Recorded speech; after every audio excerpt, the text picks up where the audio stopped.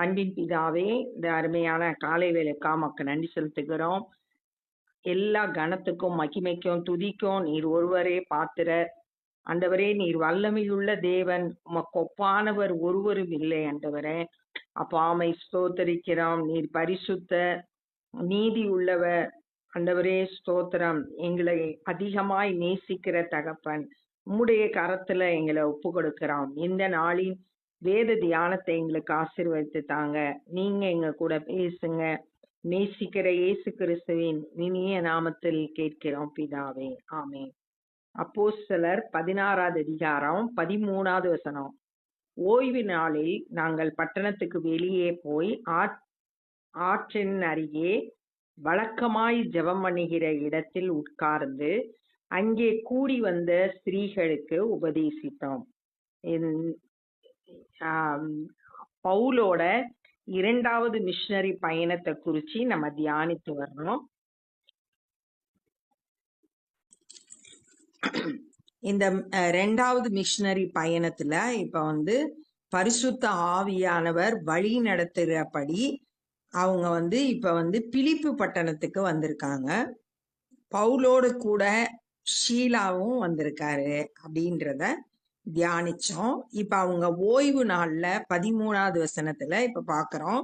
ஓய்வு நாள்ல பிலிப்பு பட்டணத்துக்கு வெளியே போய் ஆற்றின் அருகே வழக்கமா ஜெபம் பண்ற இடத்துல அவங்க அங்க கூடி வந்திருக்கிற பெண்களுக்கு பிரசங்கம் பண்ணாங்க. இந்த யூதர்கள் 10 ஆண்கள் இருந்தா ஒரு ஜெப ஆலயம் வச்சு அதுல அவங்க ஜெபம் பண்ணுவாங்க. இந்த பிலிப்பு பட்டணத்துல அப்ப 10 ஆண்கள் இல்லாததுனால அவங்க இப்ப ஜெபம் பண்றதுக்கு ஆற்றின் அருகே போய் ஜெபம் பண்ணிட்டு இருக்காங்க. பெண்களா கூடி வந்திருக்காங்க அப்படின்னு சொல்லிட்டு பாக்குறோம். அது ஓய்வு நாள். இவங்களுக்கு ஜெப ஆலயம் இல்லாதனால இவங்க ஒரு ஆற்றின் அருகே ஜெபம் பண்றாங்க. அப்பொழுது தியத்திரா ஊராளும் இரத்தாம்பரம் விற்கிறவளும் தேவனை வணங்குகிறவளும் ஆகிய லீதியாள் என்னும் பேருள்ள ஒரு ஸ்திரீ கேட்டு கொண்டிருந்தாள். இவங்க பிரசங்கம் பண்றத தியத்திரா அப்படின்ற ஒரு ஊர், அந்த ஊர்ல இரத்தாம்பரம் விற்கிற பெண்ணு. இரத்தாம்பரம்ன்றது ரொம்ப விலை உயர்ந்தது. அதுக்குரிய சாயம் போடுற சாயம் ரொம்ப விலை உயர்ந்தது.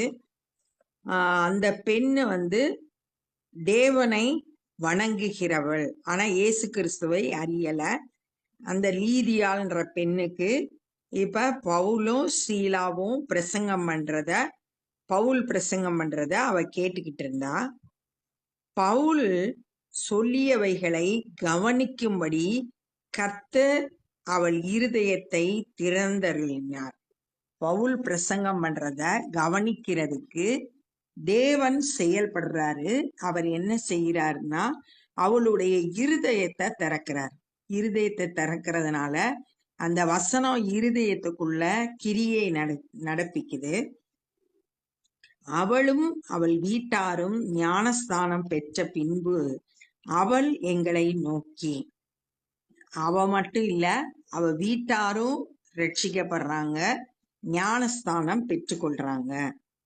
இயேசுவை ஏற்றுக்கொண்டு விசுவாசத்தை ஏற்றுக்கொண்டு ஞானஸ்தானம் பெற்றுக்கொள்றாங்க. அவள் எங்களை நோக்கி, நீங்கள் என்னை கர்த்தரிடத்தில் விசுவாசம் உள்ளவள் என்று எண்ணினாள் என் வீட்டிலே தங்கியிருங்கள் என்று எங்களை வருந்தி கேட்டுக்கொண்டாள். அவ ரொம்ப அவங்கள கம்பல் பண்ணி தங்களுடைய வீட்டுல தங்கி இருக்கும்படி, நான் கர்த்தரிடத்துல விசுவாசமா இருக்கிறேன் அப்படின்னு நம்புனீங்கன்னா எங்க வீட்டுல தங்கிருங்கன்னு சொல்லிட்டு கேக்குறான்.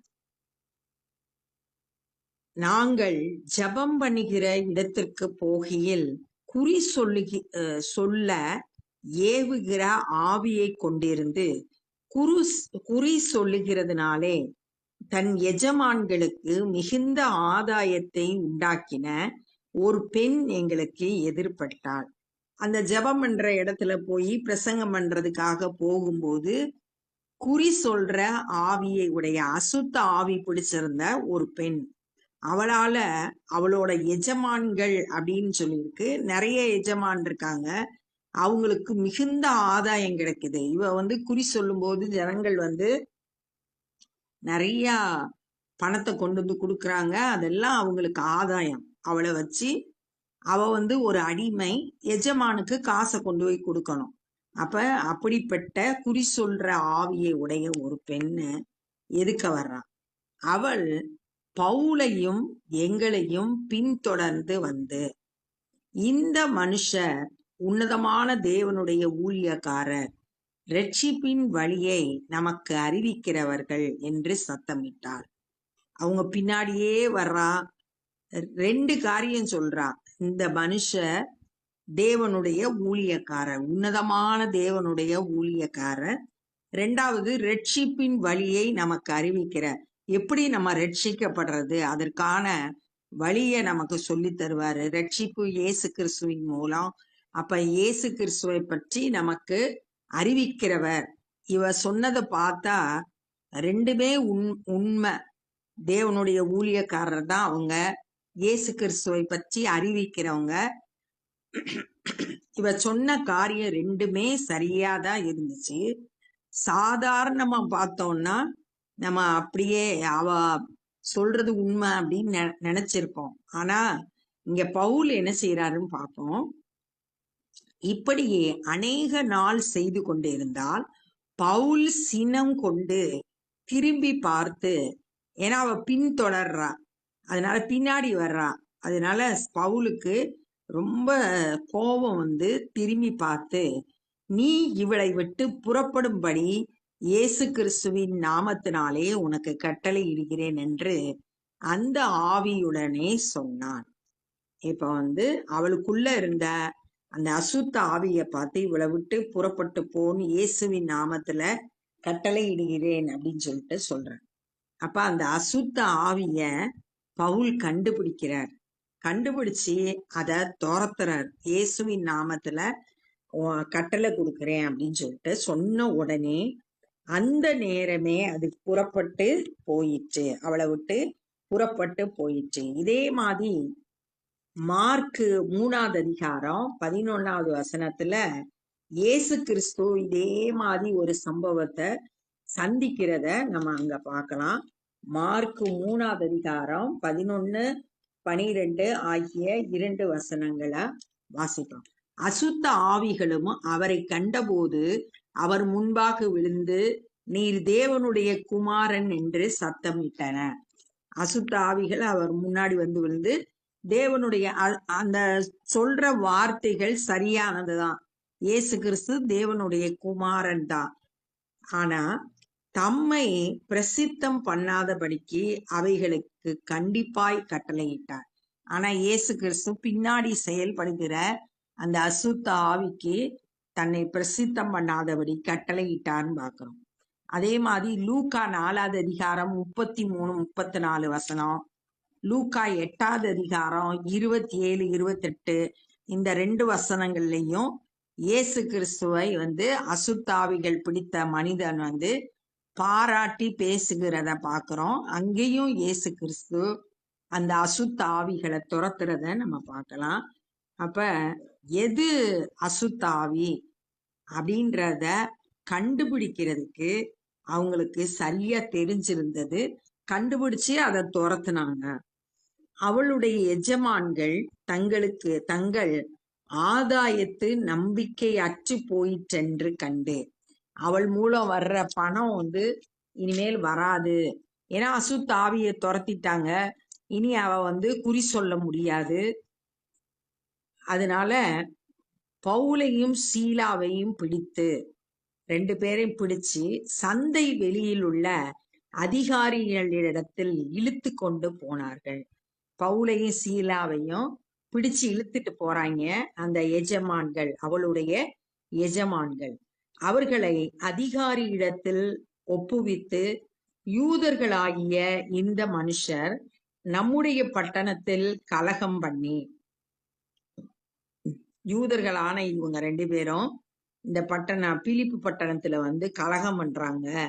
ரோமர் ஆகிய நாம் ஏற்றுக்கொள்ளவும் அனுசரிக்கவும் தகாத முறைமைகளை போதிக்கிறார்கள். நம்மளால ஏற்றுக்கொள்ள முடியாது, நம்மளால கை கொள்ள முடியாததெல்லாம் இவங்க சொல்லித்தராங்க, தகாத முறைகளை போதிக்கிறார்கள் என்று குற்றப்படுத்தினாங்க. அப்பொழுது ஜனங்கள் கூட்டம் கூடி அவர்களுக்கு விரோதமாய் எழும்பினார்கள். இப்ப ஜனக்கூட்டமும் இந்த பிலிப்பு பட்டணத்துல இருக்கிற ஜனக்கூட்டங்களும் பவுலுக்கும் சீலோக்கும் விரோதமா எழும்பிட்டாங்க. அதிகாரிகள் அவர்களை வஸ்திரங்களை கிழித்து போடவும் அவர்களை அடிக்கவும் சொல்லி என்ன செய்யறாங்க, ட்ரெஸ்ஸ கிழிச்சு போட்டு அடிச்சு அவர்களை அநேக அடி அடித்த பின்பு சிறைச்சாலையிலே வைத்து அவர்களை பத்திரமாய் காக்கும்படி சிறைச்சாலைக்காரனுக்கு கட்டளையிட்டார்கள். நல்லா அடிச்சு அநேக அடிகளை அடிக்கிறாங்க. பத்திரமா காக்கும்படி சிறைச்சாலைக்காரன்ட்ட கட்டளை இடுகிறாங்க. அப்ப இயேசு கிறிஸ்துவின் நிமித்தம் பாடுகளை பவுலும் சீலாவும் இங்க அனுபவிக்கிறத நம்ம பார்க்கிறோம்.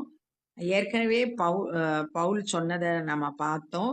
அநேக உபத்திரவங்கள் வழியா நம்ம தேவனுடைய ராஜ்யத்துல பிரவேசிக்கணும் அப்படின்னு சொல்லிட்டு சீஷர்களுக்கு கற்றுக் கொடுக்கிறத ஏற்கனவே அப்போஸ்தலர் அதிகாரத்துல நம்ம பார்த்தோம். அது மாதிரி இவங்க வந்து இந்த இடத்துல வந்து சுவிசேஷத்து நிமித்தம் பாடுகளை அனுபவிக்கிறத தியானிச்சோம். இந்த நாள்ல நம்ம என்ன கற்றுக்கொண்டோம் அப்படின்னா, பிலிப்பு பட்டணத்துல ஆற்றங்கரையில ஜெபம் பண்ணுறதுக்கு கூடியிருந்த பெண்கள் மத்தியில பவுல் பிரசங்கம் பண்றாரு. அதை கேட்டுக்கிட்டு இருந்த லீதியான்ற பெண்ணோட இருதயத்தை தேவன் திறந்தாரு. அவ இயேசு கிறிஸ்துவை ஏற்றுக்கொண்டு அவளும் அவள் குடும்பத்தில் உள்ளவங்களும் ஞானஸ்தானம் பெற்றுக்கொண்டாங்க. அவ வந்து தன்னுடைய வீட்டுல வந்து தங்கி இருக்கும்படியா கேட்டா. இவங்க அந்த ஜெபம் பண்ற இடத்துக்கு போறப்ப ஒவ்வொரு நாளும் குறி சொல்ற ஆவி உடைய ஒரு பெண் வந்து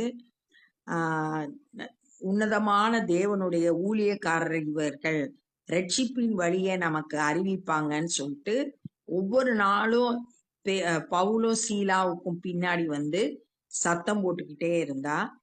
ஒரு நாள் பவுல் வந்து அவ மேல கோவப்பட்டு அந்த அசுத்த ஆவிய பார்த்து, இயேசுவின் நாமத்தினால உனக்கு கட்டளை இருக்கிறேன், இவளை விட்டு புறப்பட்டு போன்னு கட்டளை இட்ட உடனே அந்த அசுத்த ஆவி அவளை விட்டு போயிடுச்சு. அவளை வச்சு பணம் சம்பாதிச்சுக்கிட்டு இருந்த எஜமான்கள் வந்து இனிமேல் அவளால பணம் சம்பாதிக்க முடியாதுன்றத தெரிஞ்சு பவுலையும் சீலாவையும் ரோட்டில் இழுத்துக்கிட்டு வந்தாங்க. அங்க இருக்க அதிகாரிகள்கிட்ட கொண்டு வந்து இவங்க கலகம் பண்றாங்க, நம்மளால கை கொள்ள முடியாத காரியத்தை போதிக்கிறாங்க அப்படின்னு சொல்லிட்டு குற்றப்படுத்தினாங்க. ஜனங்களும் அவங்க பக்கமா சேர்ந்து கொண்டாங்க. அதிகாரிகள் உடனே அவங்களோட வஸ்திரத்தை கிழிக்கவும் அடிக்கவும் சொல்லி அநேக அடிகளால அடிச்சு சிறை காவல்காரன்ட்ட அவங்கள பத்திரமா காவல் காக்கும்படி ஒப்பு கொடுத்தத இந்த நாள்ல நம்ம தியானிச்சோம். இப்ப நம்ம ஜெபம் பண்ண போறோம். அன்பின் பிதாவே, இந்த நாள்ல நாங்க தியானித்த இந்த வேத பகுதிக்காய் நன்றி செலுத்துகிறோம். ஆண்டவரே, இந்த நாள்ல கூட சுவிசேஷ வசனங்களை கேட்கிற ஒவ்வொருவருடைய இருதயத்தையும் திறந்தருளுங்க. அநேகர் சத்தியத்தை அறிந்து இலவசமாய் கொடுக்கிற அந்த ரட்சிப்பை பெற்றுக்கொள்ள கிருபை தாங்க. ஆண்டவரே, எங்க ஒவ்வொருவருக்கும் கூட ஆண்டவரே ஆவிகளை பகுத்தறியக்கூடிய ஞானத்தை கொடுங்கப்பா. எது சரியான உபதேசம், எது தவறானது அப்படின்லாம் நாங்க அறிந்து கொள்ள எங்களுக்கு கிருபை செய்யுங்க. ஆண்டவரே, துதிக்கிறோம். ஆண்டவரே, இந்த கடைசி நாட்கள்ல ஆண்டவரே விழிப்புள்ளவர்களாய் காணப்பட உதவி செய்யுங்க. ஆண்டவரே, மை துதிக்கிறோம், ஸ்தோத்தரிக்கிறோம். சுவிசேஷ பணியில எங்களால் இயன்றதை நாங்கள் செய்ய எங்களை அர்ப்பணிக்கிறோம். நேசிக்கிற இயேசு கிறிஸ்துவின் இனிய நாமத்தில் கேட்கிறோம் பிதாவே, ஆமே. என் ஆத்துமாவே கர்த்தரை ஸ்தோத்தரி, என் முழுவலுமே பரிசுத்த நாமத்தை ஸ்தோத்தரி. என் ஆத்துமாவே கர்த்தரை ஸ்தோத்தரி, கர்த்தர் செய்த சகல உபகாரங்களை மறவாதே. ஆமே. God bless you.